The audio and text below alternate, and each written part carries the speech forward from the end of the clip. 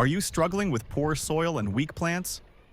What if I told you that two ancient, simple methods could transform your garden into a powerhouse of fertility? In today's video, I'll show you how to use charcoal, weeds, and even plain old cardboard to supercharge your soil. These two natural techniques feed the microbes, lock in nutrients, and create the perfect environment for your plants to grow like crazy. Stay tuned, because this is easier than you think, and your garden will thank you for it. Charcoal is not just for burning or grilling food. If you use it the right way, it can become one of the most powerful tools in your garden. It can hold on to nutrients and water for a long time and provide shelter for countless helpful microbes. But before we can use charcoal in the garden, we need to turn it into something called biochar.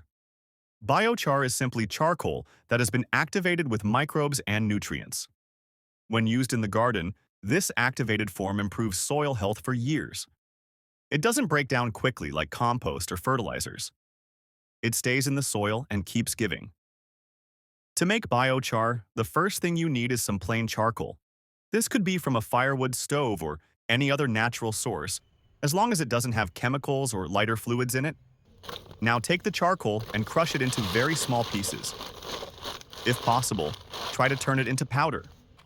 The smaller the pieces, the more surface area they will have to hold nutrients and microbes.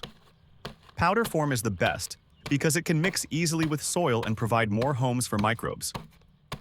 Now comes the part where we give this charcoal something to absorb: nutrients.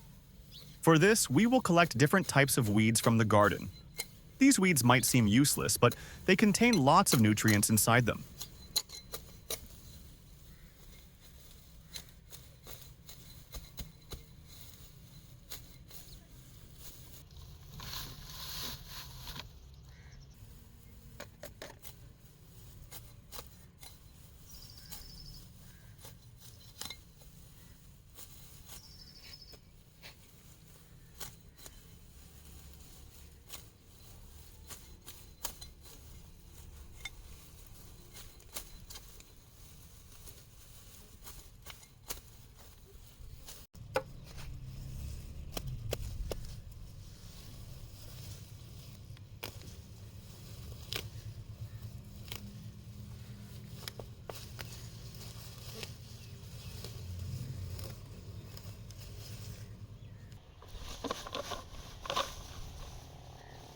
Cut them into small pieces so they can break down faster.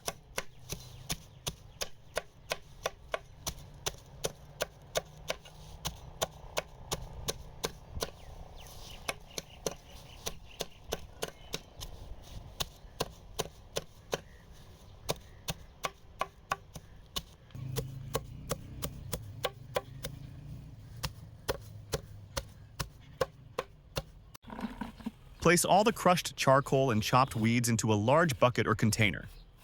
This mixture will become the food for the microbes and the base for our biochar. To introduce microbes into this mix, we will add some good garden soil. Try to choose soil that is full of life. Soil from under trees, compost pile, or near healthy plants. Just a couple of handfuls are enough. This soil will have the microbes we need to activate the charcoal. Next, we will add non-chlorinated water. Chlorinated tap water can kill the good microbes we're trying to grow. If you can, use rainwater or let tap water sit out for 24 hours before using it. Add enough water to cover the entire mixture in the container. Stir it well to mix everything evenly. Now cover the container loosely, not airtight. This allows air to come in while keeping pests out. We will now let this mixture sit for at least 7 days.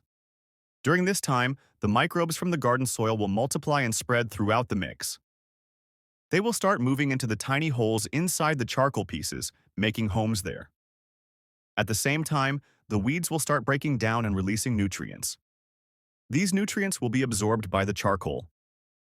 By the end of a week, you will have a bucket full of nutrient-rich, microbe-filled liquid and activated charcoal pieces. Your charcoal is now officially biochar. You can now use this in two powerful ways.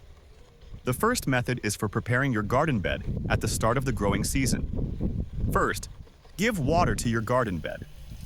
This is very important. If your soil is dry and you pour biochar directly on it, The dry soil will suck out the moisture and kill many of the microbes. So always water the soil first. Then pour the biochar mixture onto the garden bed. Mix it lightly into the topsoil. This will give your soil a huge boost. The biochar will hold nutrients, and the microbes will help plants grow stronger. Over time, the biochar keeps working in the soil, improving it year after year. The second method is to use the liquid from the container as a mild fertilizer for your plants. For this, take 1 part of the liquid and mix it with 10 parts of water. This means if you take 1 cup of the liquid, mix it with 10 cups of water. Now pour this diluted solution around the base of your plants. You can do this every 2 weeks. This helps feed your plants with nutrients and increases the number of helpful microbes in the soil. The microbes improve the plant's ability to absorb nutrients and protect them from diseases. There are many benefits to using biochar this way.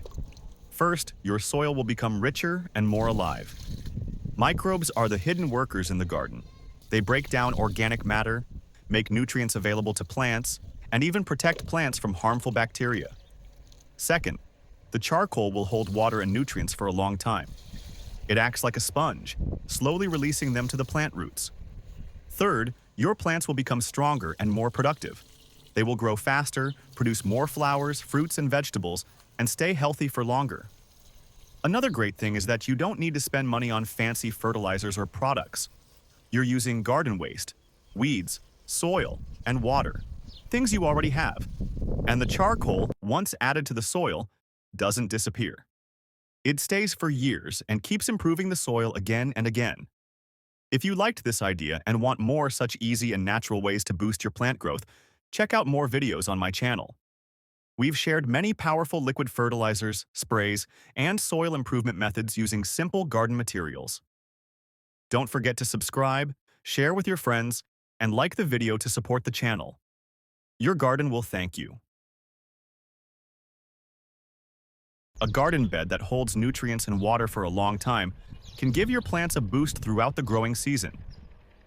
Let's walk through the steps to create this bed together, and you'll have a space that keeps your plants well fed and hydrated even during the hot summer months. First, we're going to dig out the area where you want to place your garden bed. You want to dig down about 3 to 4 inches deep, but this depends on the material you're going to use under the bed. If you have large logs, you might want to dig a bit deeper to make space for them. Once you've dug out the bed, the next step is to lay down cardboard. This is a key part of stopping any weeds from growing up through your garden bed from underneath. Just make sure the cardboard is placed neatly, overlapping any gaps, so there's no chance for weeds to find their way up. Now comes the exciting part: adding your natural materials. Start with a thick layer of twigs, branches, and whatever else you can harvest from your garden. These small bits will break down slowly. Feed-unique vegetable scraps can be added here, as long as it's not cooked or greasy. This layer is all about providing long-term nourishment, so the more natural matter you can pile in, the better. Once you've got that layer in place, sprinkle some bone meal over it. Bone meal is rich in phosphorus, which will help your plants grow strong roots. You don't need to use too much, just enough to cover the area lightly. After that, we'll move on to the next layer, the soil. Now, if your soil isn't great, don't worry, because this is where you can make improvements. You want to add a thick layer of loamy soil, which is rich, crumbly, and holds moisture well. If your garden soil isn't up to par, you can bring in some good quality topsoil from elsewhere. Spread this layer evenly over the materials below it, smoothing it out so that it's level. With the soil in place, we're going to top it all off with a layer of fully decomposed manure, or compost. This is where the nutrients will come from that will feed your plants in the short term. Compost and manure are rich in all the essential nutrients plants need to thrive, so don't skip this step. Spread it evenly, just like you did with the soil, and make sure the layer is thick enough to nourish your future plants. Once that's done, there's one final step to make sure your bed is packed with even more nutrients. Sprinkle some neem cake powder and bone meal over the top layer. Neem cake is excellent for keeping pests away while enriching the soil, and combined with the bone meal, it ensures that your garden bed is ready to support strong, healthy plant growth. Now that everything is in place, it's important to let the bed rest. Ideally, you want to let it sit for at least 6 to 8 weeks.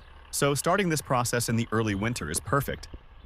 This gives the materials in your bed time to break down and settle, creating a nutrient-rich environment for your plants by the time the growing season starts. Letting it rest also allows the microorganisms in the soil to get to work, breaking down the organic matter and turning it into food for your plants. If you found this helpful, don't forget to subscribe, like, and share with others who might want to start their own nutrient-packed garden beds. Your soil over time. If you have larger logs, you can use those too.